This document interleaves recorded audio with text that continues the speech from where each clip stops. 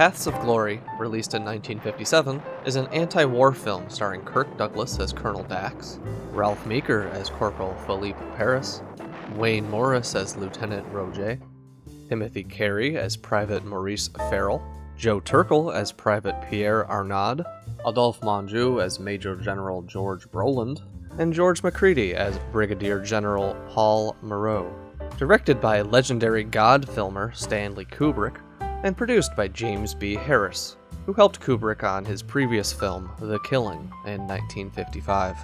Paths of Glory is somewhere within my top 3 Kubrick films, as really every film Kubrick directed is great and worth watching, except maybe Fear and Desire and Lolita.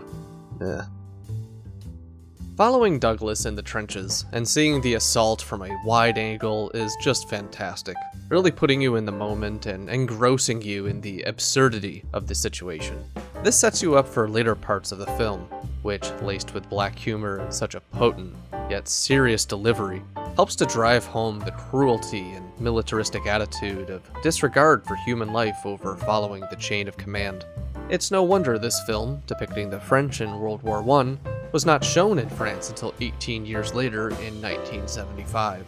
It was also removed from the Berlin Film Festival in 1957, banned from Spain until 1986, and it was banned in Switzerland until 1970.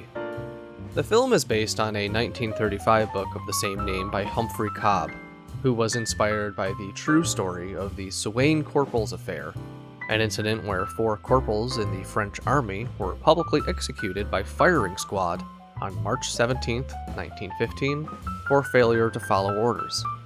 The executions are considered to be the most egregious and public injustice during World War I in France.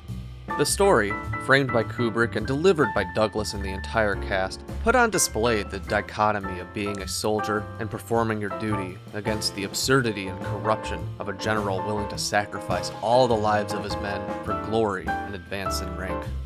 This film should, by design, make your blood boil. With a runtime of 1 hour and 28 minutes, this is a great, truly anti-war film that should be a requirement for anyone with an interest in Kubrick's filmography or war in general.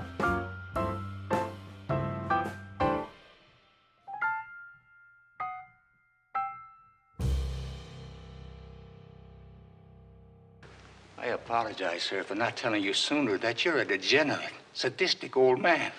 And you can go to hell before I apologize to you now or ever again.